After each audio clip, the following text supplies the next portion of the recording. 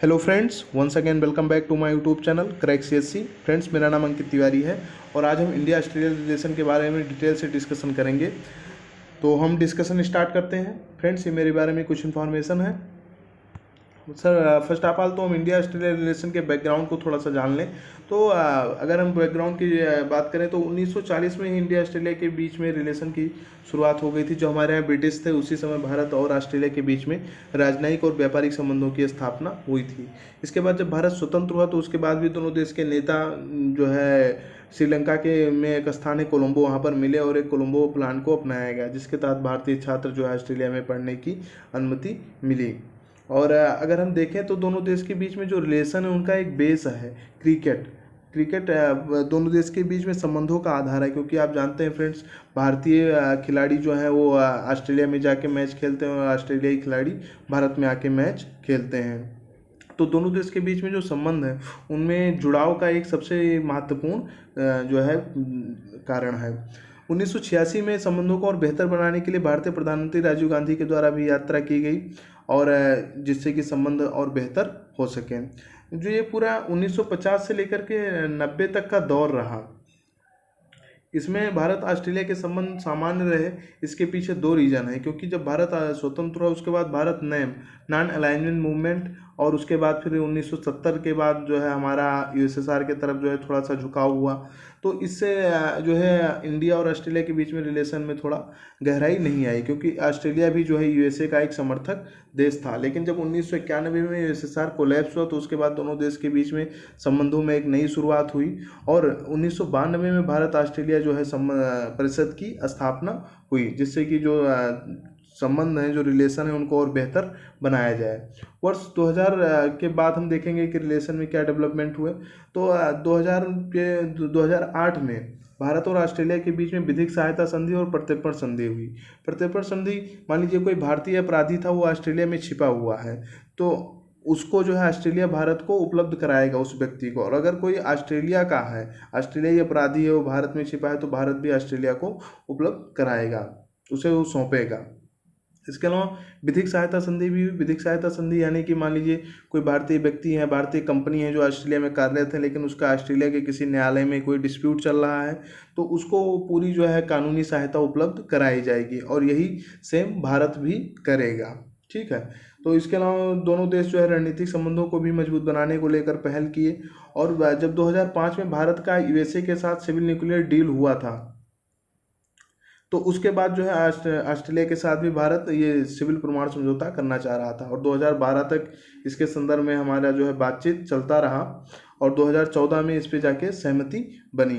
और 2016 में ऑस्ट्रेलिया ने इसको अपनी संसद से जो है एक बिल था civil nuclear transfer to India bill, जिसको पारित करवाया, जिसके तहत अब भारत को ऑस्ट्रेलिया से यूरेनियम मिल सकेगा। क्योंकि अगर एक हम डाटा की बात करें तो ऑस्ट्रेलिया के पास जो है 23% यूरेनियम है। पूरा जो विश्व में यूरेनियम है उसका 23% ऑस्ट्रेलिया के पास है। ये पूरा जो है तीसरा बड़ा निर्यातक है इस मामले में यूरेनियम के। और भारत को जो है यूरेनियम की ज़रूरत है, जिससे हमारी ऊर्जा आवश्यकताओं की पूर्ति हो सके। इसके अलावा दोनों देश के बीच में मंत्री स्तरीय वार्ता भी है। हालांकि अभी ये सेक्रेटरी लेवल पर ही है 2+2, लेकिन इसको मंत्री लेवल पर ही बनाने की बातचीत चल रही है। और इसके अलावा हम देखेंगे इकोनॉमिक रिलेशन क्या है, तो दोनों देश के बीच में $30 बिलियन का जो है व्यापारिक संबंध है, जिसको अभी और मतलब बेहतर बनाने के लिए पहल किए जा रहे हैं।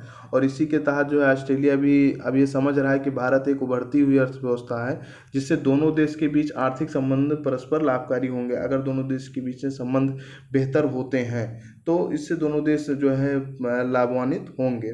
और ऑस्ट्रेलिया जो है भारत के जो युवा हैं, जो हमारी एक कार्यशील पूरी जनसंख्या है, जिनको प्रशिक्षण और गुणवत्ता का अभाव है, उनको जो है ऑस्ट्रेलिया प्रशिक्षित कर सकता है।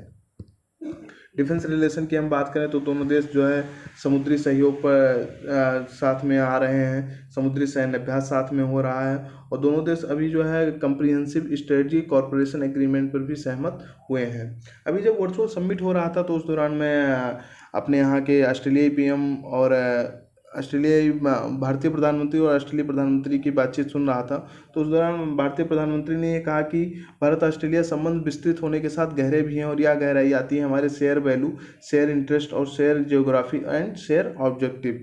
तो इसका मतलब ये है कि भारत और ऑस्ट्रेलिया के बीच में जो रिलेशन है वो किसी एक पिलर पे नहीं है, बहुत सारे डिफरेंस सेक्टर हैं जिनमें हम साथ में आते हैं। उन डिफरेंस में क्या है, ये डिफेंस से रिलेटेड है, स्ट्रेटजिक संबंध है, इकोनॉमिक रिलेशन है, एजुकेशन के क्षेत्र में रिलेशन है, और उसके अलावा हेल्थ के क्षेत्र में है, स्पेस के क्षेत्र में है, साइंस एंड टेक के क्षेत्र में है। तो भारतीय प्रधानमंत्री ने ये एक मतलब ऑस्ट्रेलियाई पीएम से कहा कि आप हमारे साथ विभिन्न क्षेत्र में आएँ जिससे हम संबंधों को और बेहतर और गहराई तक ले जाएँ।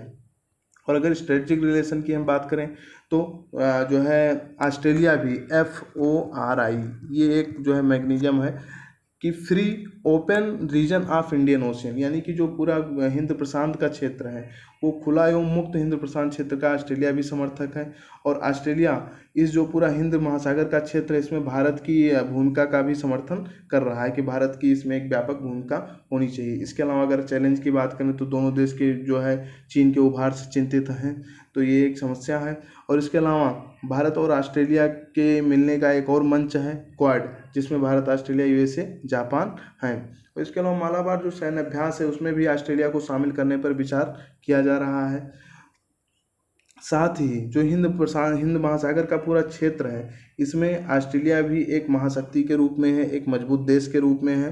तो दोनों देश को इसमें साथ आने की ज़रूरत है, क्योंकि अगर हम मैप की सहायता से थोड़ा सा समझने का प्रयास करें तो ये देखिए ये इंडिया है, यहाँ पर पूरा ये इंडियन ओशियन है, हिंद महासागर का क्षेत्र है। इसमें एक और कोई मजबूत शक्ति आपको नहीं दिख रही होगी यहाँ पर, लेकिन ऑस्ट्रेलिया यहाँ पर एक मजबूत शक्ति है। अगर भारत और ऑस्ट्रेलिया दोनों साथ आएँ तो जो इस रीजन में प्रॉब्लम्स है, किसी शक्ति का जो प्रभाव बढ़ रहा है जैसे चीन का प्रभाव बढ़ रहा है, तो उसको संतुलित किया जा सकता है। और इसके अलावा जो समुद्री पायरेसी की समस्या है उसको भी कम किया जा सकता है। तो ये है रिलेशन।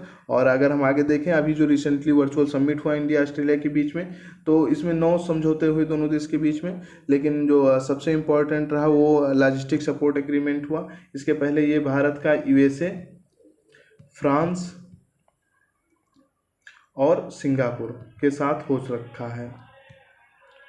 तो अभी हमारा ये ऑस्ट्रेलिया के साथ भी सहमति इस पर बनी है। इसके तहत क्या होगा कि हमारी जो नौसेना है वो ऑस्ट्रेलिया के किसी पोर्ट की यूज कर सकेगी। अगर कोई फ्यूलिंग करना हुआ या फिर कोई प्रॉब्लम आ गई हमारे उस शिप में, तो वहाँ पे जा कर के हम अपनी प्रॉब्लम को सॉर्ट आउट कर सकते हैं। और यही जो है ऑस्ट्रेलिया के भी अगर नेवी इधर कहीं इंडियन रीजन में है तो वो भी हमारे पोर्ट का इस्तेमाल कर सकते हैं।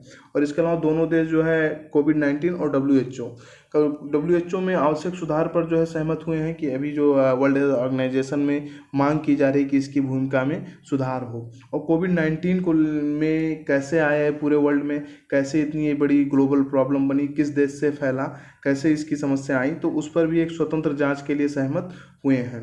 और common value, common interest and common challenge, इस पर जो है साथ आने की सहमति बनी है कि हमारे बीच में जो कॉमन वैल्यू है, कॉमन वैल्यू की अगर बात करें तो डेमोक्रेसी है, इक्वालिटी है, रूल ऑफ लॉ है, ये एक जो है समानता के मूल्य हैं। कॉमन इंटरेस्ट है कि हमें इकोनॉमी के क्षेत्र में, एजुकेशन के क्षेत्र में, स्पेस के क्षेत्र में, या फिर जो और डिफरेंट सेक्टर हैं जहाँ पर हमारे कॉमन इंटरेस्ट हैं उसमें साथ आया जाए। और अगर कॉमन चैलेंज की बात करें तो आतंकवाद की समस्या है, राइजिंग ऑफ चाइना हो रहा है, तो एक चैलेंज के रूप में है।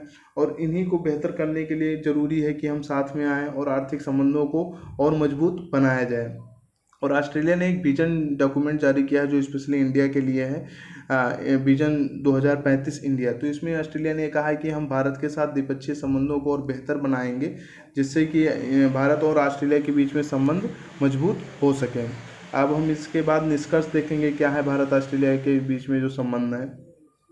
तो निष्कर्ष ये है कि भारत ऑस्ट्रेलिया संबंधों को और गहरा बनाने की ज़रूरत है, क्योंकि दोनों देश जो है हिंद प्रशांत में एक मजबूत शक्ति हैं और लोकतंत्र एवं समानता जैसे मूल्यों को साझा करते हैं।